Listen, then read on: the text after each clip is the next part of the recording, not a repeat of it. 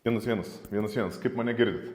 Iš tikrųjų testuoju įrangą, nes mano Lenkijos pardavimų skyriaus darbuotojas pradėjo labai sparčiai komunikuoti LinkedIn'e, skatindavos mūsų įmonės paslaugų pardavimą. Tai aš palaikau merginas, dėl to įsigijau įrangos, padovanosiu jom, kad jos galėtų filmuoti ir dėti kokybiškesnį turinį, net ir video formatu. Bet aš čia ne apie tai. Aš šią savaitę į savo kanalą pagal Jurgį filmuoju video apie pastangas. Aišku, jis išeis dar už savaitės, nes yra nufilmuotas dabar labai geras ir įdomus video, būtinai ateikit ir būtinai nepraleiskit progos pasižiūrėti, kaip gyvena verslininkas, ką verslininkas daro, su kokiais iššūkiais susiduria. Ir šitam vlogė apie pastangas aš noriu pasakyti labai paprastą dalyką. Iš tikrųjų, nemokamų pietų nebūna.